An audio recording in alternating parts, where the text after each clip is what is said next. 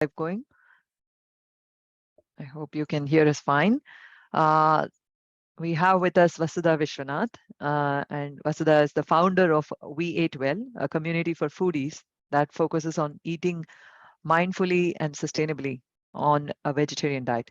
She's been a lifelong vegetarian and passionate home cook. Her journey into eating healthy, it started as on a doctor's note about her elevated blood sugar after a routine physical.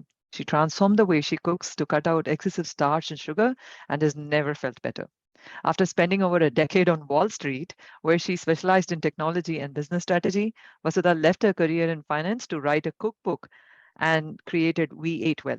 She grew up in Bangalore, India, and now lives in New York City with her husband and daughter. Her cookbook, The Vegetarian Reset, will be out in January and is available to pre-order now. And Vasudha can share details as we speak through. Small story about Eat Light, how we connected, Vasudha and myself. Spending a lot of time in international communities. I live in Houston, Texas. I noticed that people are not aware of healthy living through vegetarian or vegan ways of eating. Where do we start? What is healthy and what is vegetarian? So the overlap of two. And I started this group about 6 years back, sharing my own tips initially. So I just added a few friends and I started posting tips. Slowly the community participated and the community has been contributing content. Bloggers started posting and they were motivated to experiment and meet audiences, keeping the group very live and active. The communal effect that has snowballed, and with recommendations, today we are a 180,000 people group, and it's one of the top Indian vegetarian group that exists. And so, as you can already see from the narrative, We Ate Well is one of Eat Light's partner for the cause of eating healthy, sustainable vegetarian ways, right? So, Vasudha, let's get started. Tell us about your background, your journey into eating healthy, and how you came about to write this book. Sure. So first of all, thank you so much for hosting me on this community, Shrividya. I think I'm really excited to connect more directly with the members. You've created a really engaged community that cares about what they eat, and I'm so excited that I'm able to talk about my book in front of all of these people. So I was always a foodie for as long as I can remember. I grew up in Bangalore. My family is full of foodies. Even today, we fight about what's for every meal. And as a child, I always enjoyed cooking. I was a bit of an experimenter in the kitchen. And this continued as I grew up. I moved to the US for grad school. This was over a decade ago. And when I first moved here, I was a little bit surprised at how the West perceived vegetarian food. You know, people were eating a lot of healthy salads and steamed vegetables. And I don't think I'd ever considered a salad a meal until I moved to the US. So it was a little different, but, you know, I continued on my foodie path. I moved to New York City. And when I got married, my husband and I would visit tons of different restaurants, you know, just so many cuisines to try here. I would experiment in my tiny Manhattan kitchen, trying to replicate the recipes that I'd eaten. I did that when we traveled as well. So life has been about the food for as long as I can remember. And fast forward a few years, and it all started for me when I was trying, in a very cliched way, to lose 25 pounds of pregnancy weight. And this time the pounds just wouldn't come off. You know, I thought I was doing everything right. I was eating healthy. I was working out, but it was tough. And then I had a physical. And it revealed that my hemoglobin A1C, which for those who don't know, it's a marker for blood sugar, it was elevated. It was in the pre-diabetic range. It wasn't too scary, but for me, it was still a wake-up call because I'd always thought of myself as fit and healthy. I've never been overweight. And my doctor said, minimize your bread and rice and pasta. And for a minute, I scratched my head and said, what am I supposed to eat instead? You know, this is how I've eaten my entire life. And so that's when I started to do my research. And once I did that, I really had an aha moment because I learned so much. I learned about refined carbohydrates and how over time they can cause, insulin resistance, which forget the weight, it's just connected to so many other diseases. Whether we're battling diabetes or heart disease or PCOS or even brain disease today. It's linked to chronic insulin resistance. And so the science really made sense to me. And then I said, all right, I'm going to try this low carb thing. And I started to search for recipes. And it was hard to find interesting vegetarian recipes. There's only so much eggs and cheese and avocado that I can eat, So as an Indian, I crave spice and flavor. And so I said, all right, I'm just going to create my own recipes. And I built this big spreadsheet of nutrition facts for all of the ingredients that I wanted to use.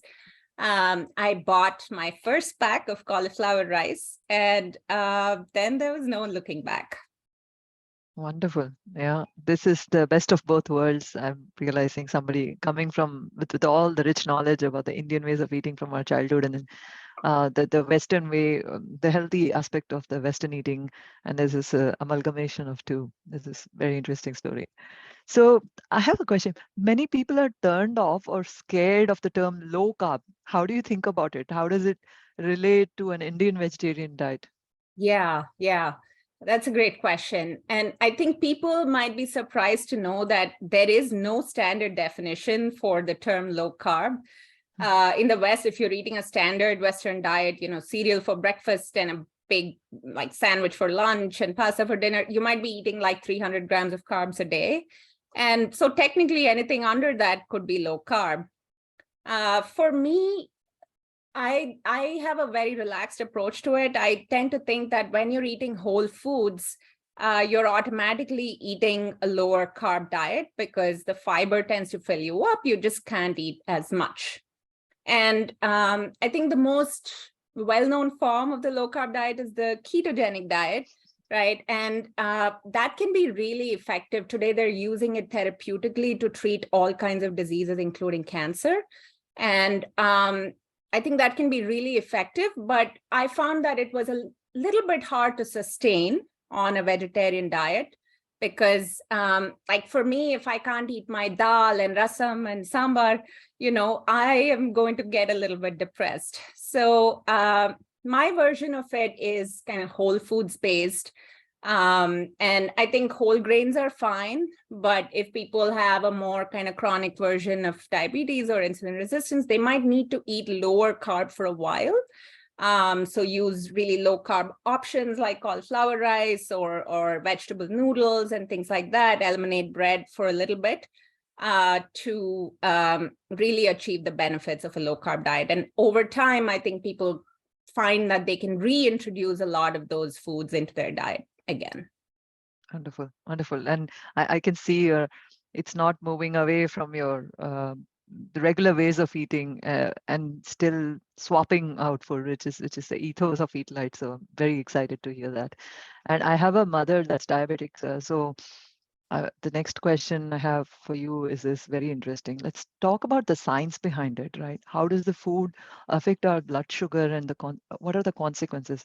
How did your health change after eating low carb? Yeah. So I know the question is always, why should we care about our blood sugar, right? And I think the answer is because our body is always trying to maintain a blood sugar balance. It's called homeostasis. So if it's too high or too low, it tries to bring it back into an optimal range. And when we eat carbohydrates, specifically sugar and starch, they break down quickly into glucose, which is blood sugar. And then your pancreas releases insulin, which then makes your cells accept that glucose for energy.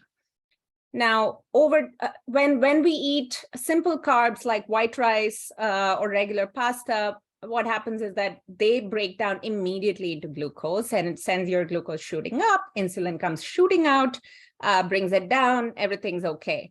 But when you eat foods that have more fiber, more healthy fat, it doesn't spike as dramatically. And over time, if you eat starchy and sugary foods a lot, what happens is that pattern of repeated spikes, it makes your cells resistant to that insulin. And so you need more and more insulin to do the same job. And I think of it like when I shout at my daughter too much, she stops listening.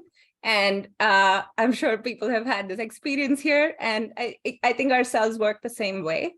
And so over time, your pancreas just gives up because it can't keep up with that production of insulin. And that's when we need insulin extraneously. But I think there's a common misconception that we only need to care about this if we become pre-diabetic or diabetic. But we can be insulin resistant for 5 to 10 years before we become pre-diabetic or diabetic. And that condition of inflammation in the body, that can lead to all kinds of other diseases that we don't think are connected, including mental disorders, PCOS. There's just so much that has been linked to this underlying condition. Oh, that's very interesting. And then what do you recommend? So with the low carb, you control the sugar levels upfront, right? By going low carb is one of the very effective ways that people have tried out. That's right. So there's a couple of ways to reduce those insulin and blood sugar levels. One is to eat low carb. And so automatically your levels of protein and levels of fat that you eat will go up. And those don't stimulate insulin as much. So over time, if you keep it down for an extended period of time, and we're all different. I think we all have different levels of carbohydrate tolerance. So you'll find that people can eat a lot and they'll be fine. And there's some that eat a little bit and they spike really fast. So I think we just need to find what works for us. And the other really good way to do it is to not eat, which is called intermittent fasting today. And obviously, you can't do it for too long, otherwise your body goes into starvation mode. But doing, spells of intermittent fasting for several hours a day or night can also bring down your insulin levels. Wonderful. And there is also provision in some parts of the world, the continuous glucose monitoring, right? And yes, some people don't like it, that it's too much of monitoring, but at the same time, yeah. That can give, I think everybody reacts a little bit differently to, Yes. and there are a lot of misconceptions and myths around Yes. it. So whoever can avail this and if Yes. it works for Today, you, I that's an think you option. can get it.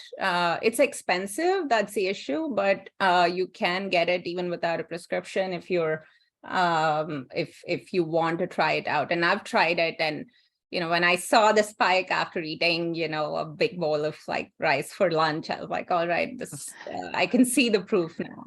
Okay, you've used it. So have you used the cauliflower rice version also? I did. And you I've see done a bunch of experiments, and I was going to write a blog post about it maybe in the new year, but it's really interesting, and you can actually see that in action. When you eat white rice versus a whole grain like brown rice or quinoa, and then when you eat a really low carb version like cauliflower rice. Yeah, so now it's not just a post on New York Times or some wellness website, you actually see that on you. Yes, Right? So yes. this is amazing. So your experiments in the book then is a reflection of that experiments, right? Yes. Very nice. Yes.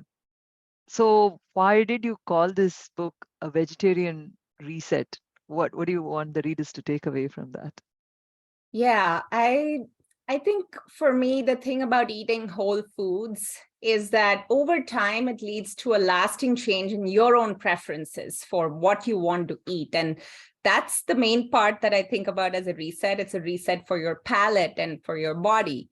And when you experiment a little bit with your food and get in touch with your body and find out which foods make you feel your best, I think you start gravitating towards the foods that fuel you and make you feel your best. And that's what happened to me. And that's why I call this book a reset.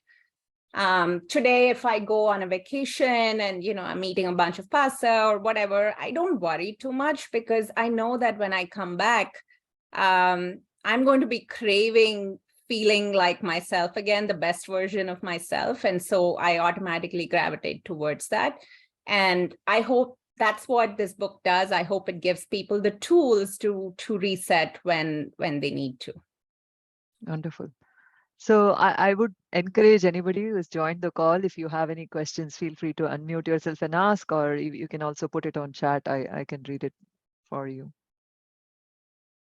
Anybody?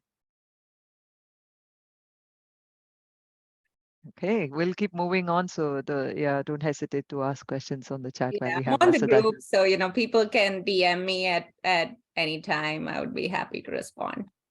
Wonderful. So it's an interesting question. So how did you come up with your recipes? And you should tell us what are some of your favorites. So when we do get the book, we want to directly jump to those first. Sure. So initially when I started, I just made simple swaps for rice or noodles, for instance. So if I made a fried rice with white rice, I would just replace it with cauliflower rice. And do the same for pasta. I would replace it with like spiralized zucchini noodles or something like that. And then I realized that for me, it wasn't really about the grains or the pasta. It was about the flavor. And once I had that, I was pretty happy and I didn't miss eating the starch.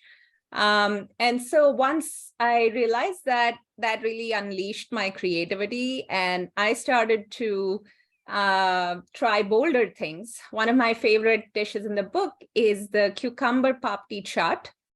And this is just a papdi chaat, a regular papdi chaat, except I replaced the papdi by cucumber slices, which is equally crunchy when you think about it.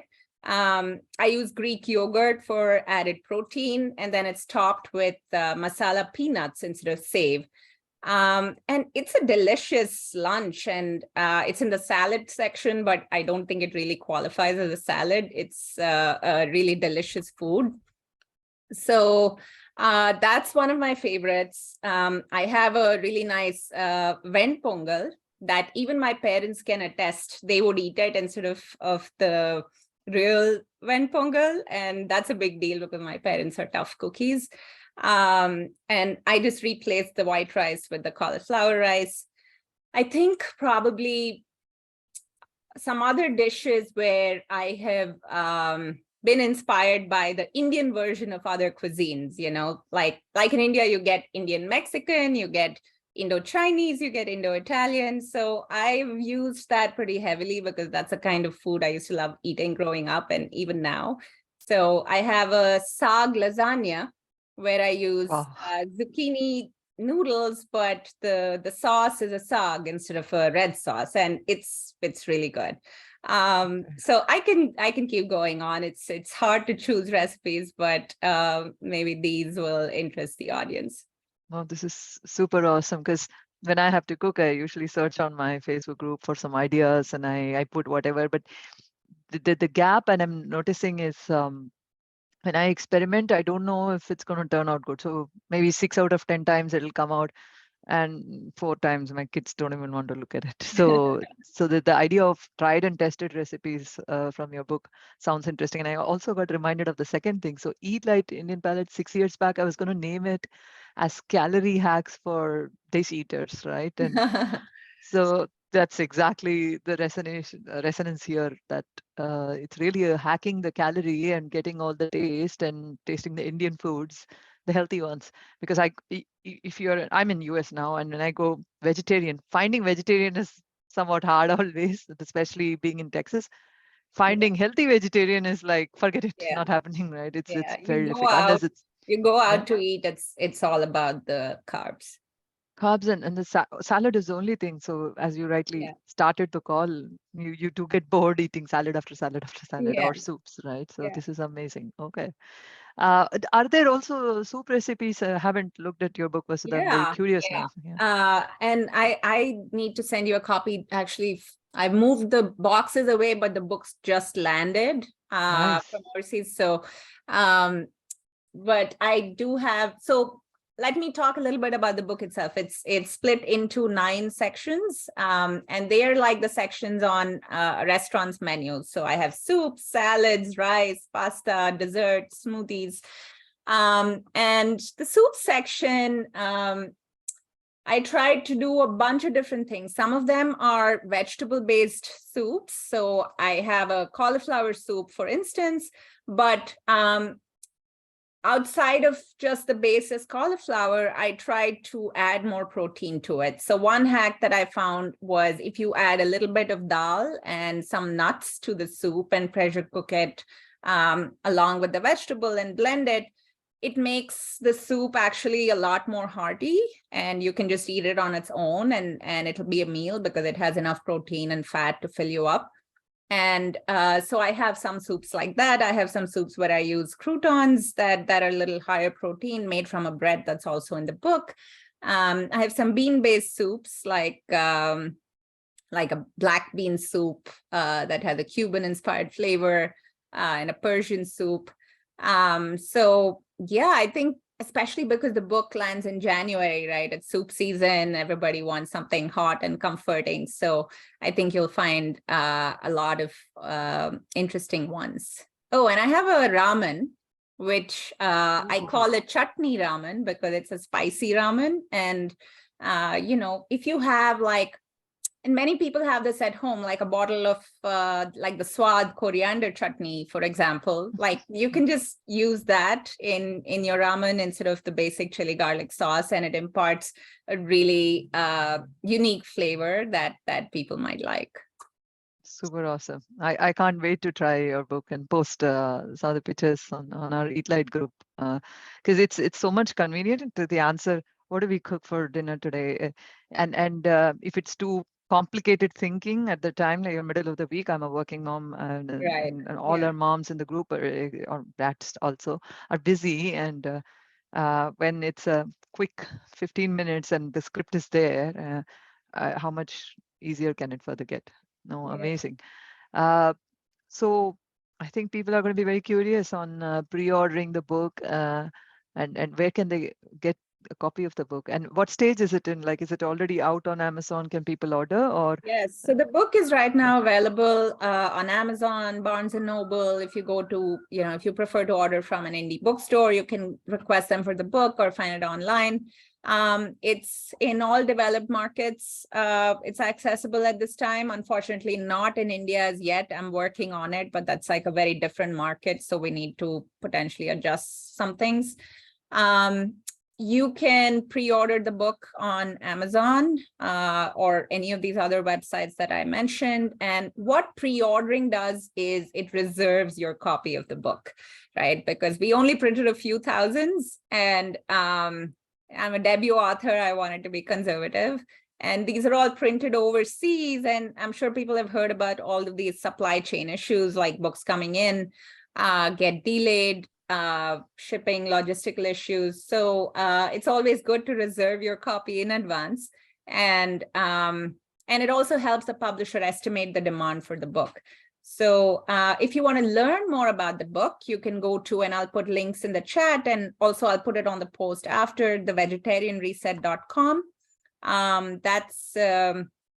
That's my website, and you can download a free sample of the book if you like, or see a quick flipping video of the book, learn more.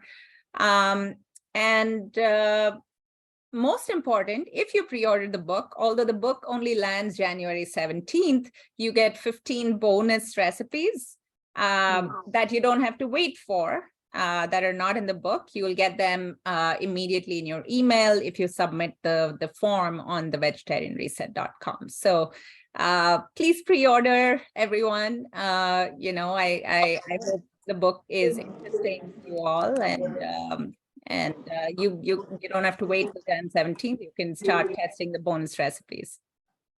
Wonderful. Yeah, pausing here to check if anybody has any questions.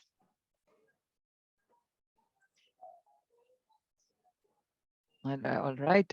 This recording will be available. I think we'll post the link also, like you said, on the chat, and people can find you online wherever they can order, as well as get this bonus copy.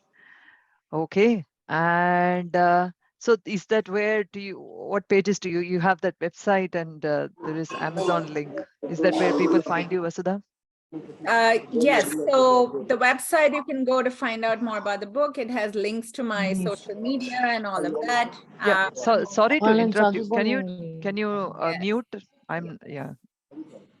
You are the host. So if you can, yeah. Perfect. Yeah. Yeah. Mhm. So yeah, the website that I posted, that's the website for the book. So you can go check it out. There's links to pre-order. The best way to find me and keep in touch with me is to sign up for my newsletter. That's at a website, v8well.com.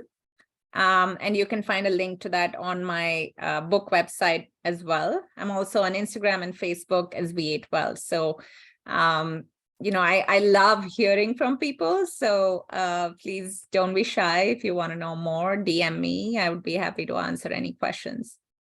Yeah, cool. So, Vasudha, what are you testing currently? What recipe? What are you currently doing in the space? So I keep creating new recipes. Now for the new year, I'm thinking about doing some more comforting ones, like a risotto. I like doing seasonal recipes using the vegetables and fruit that are available at the time. So I'm trying to see if I can do something with a sweet potato, like do a sweet potato chaat instead of the cucumber chaat, or the or like a sweet potato version of toast. Lots coming up. I think the next month or so is going to be a little bit busy, but the thing about this now is every day I wake up with a new idea. So I have to kind of steal myself from not going to the kitchen and try to do some of this other work. But I think it's always fun. If you go to my website or Instagram, you can find a lot of recipes. I send out a newsletter every week. It usually has recipes, but it often also has interviews with some people in the space or some brands in the space, or my experience doing certain thing, always related to food. So if you find that interesting, you can go check it out at v8well.com. Very cool. I'm just curious, pasta wise, the things we consume a lot, right? So do you eat brown rice typically? Do you consume the high fiber version of grains?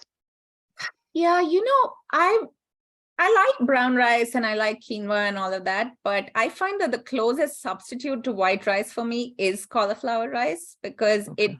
it even looks similar. Mm-hmm. The secret to using it is try to buy frozen. It's easy to make at home, but most supermarkets have it in the frozen section. It's convenient. And I just put a little bit of olive oil and saute it on the stuffed top until it's dry. Then it doesn't taste like cauliflower.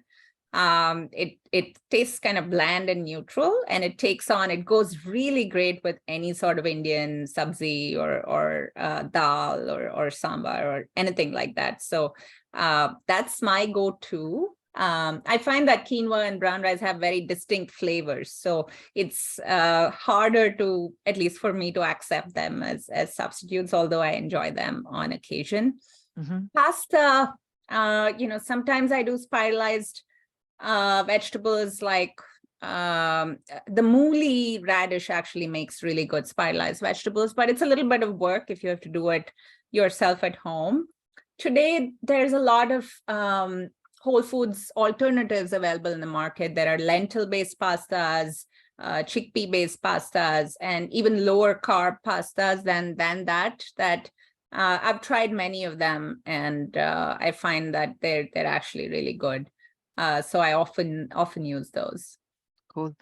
And I would be very curious to see you work also on kids recipe. Our group has a lot of moms with young Yes, kids, yes. again, families with young kids, and everything we learn, usually we pass it down unconsciously. Our kids in the next generation, they start using these ideas, just how my mom cooks or how my dad cooks, Yeah, right? So, yeah. so I Yeah, hope I you mean, are also. feeding kids, it's a whole other ball game, right? And especially little kids. I have a 3-year-old girl now, and I've actually dedicated my book to her because she currently Oh, rejects all vegetables. And I have no idea how that happened, but with kids, you just never know. Just getting them to eat anything at that age, I think, can be a challenge. Then the challenge becomes today, especially in the West, it's their diets are all filled with sugar and starch. So how do you kind of strike that balance between letting kids be kids, but at the same time trying to get something healthy in? I often do things like adding some almond flour to her pancakes. Where I've recently tried to get her into soup, as it feels like eating at a restaurant kind of a thing. So she's trying to do that. I actually ended up doing a course. I don't know if people are struggling with this with toddlers. I can't speak to older kids because I'm yet to have that experience. But for toddlers, there's a website called Big Little Feelings, and they do a really good job of explaining and breaking down parenting and great tips. And they had a little course for toddlers that also included an eating component. And when my daughter was having a particularly difficult time, I think when she turned 2, I tried it, and they suggested a thali approach, where you put, they didn't call it the thali approach. I call it the thali approach because that's essentially what it is. You put a little bit of diverse kinds of foods on a plate with many favorites of the child and 1 or 2 new things that you want them to try. And it makes them, if you don't demonize certain foods or play up certain foods, it makes them more likely to try it because there's less pressure. And that really worked well for her. So it's a constant work in progress. And I think maybe that's a good next project for me. Thanks for suggesting that. No, that's so eye-opening, and the topic we are talking is so relevant because again, in schools, living in the West here, and I'm not the best person to know what's happening in India or back home. There is again the limited vegetarian options in schools. So I usually pack lunch, and I have to do some leftover kind of work around what we have. And this idea was brilliant about just to introduce a little bit. You're actually building habit if you try your book at home. I have older kids. I have a teenager, and then when they test it, when they try the recipe, oh, okay. Without our knowledge, it's not just about trying a recipe. It is what they are learning through that process, right? So yeah, you're so right. Cooking together is also just a really fun experience for any family, I think. So we're trying to do that. It's a great idea. Wonderful.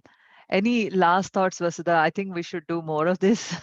We have to get together again. It's such a relevant topic. Again, it goes beyond having a group, beyond having a book. It's ethos, right? It's how can we train our next generation to eat healthy? How can we make it easy? How can we create tools? Make it super easy. When it's a cookbook in front of me, it's super easy, right? I think these are all little pieces of puzzle that make it happen. Very relevant ones, right? So do you have any last thoughts for the call? Yeah, I think, it's sometimes it can be challenging to eat healthy, right? And especially to shift your diet pattern towards something low carb if you haven't tried it before. For a lot of us, especially Indians, this kind of food, whether it's rice or naan or whatever, it's rooted in our identities growing up. And it can be hard to change those habits. Sometimes we're just really busy. We don't have the headspace to do it too. So on my part, what I try to do is make my recipes so delicious looking that people want to try it, not because they look healthy, but because they look delicious. And so I try to make that choice easy and hope that people find what they try delicious. So, if you're somebody just thinking about, okay, I want to try to eat healthier in the new year, try this book. It's got beautiful pictures for every recipe. It's got the macros for every recipe. And I think it's equally at home on your coffee table because it's so pretty, and it's equally at home in your kitchen.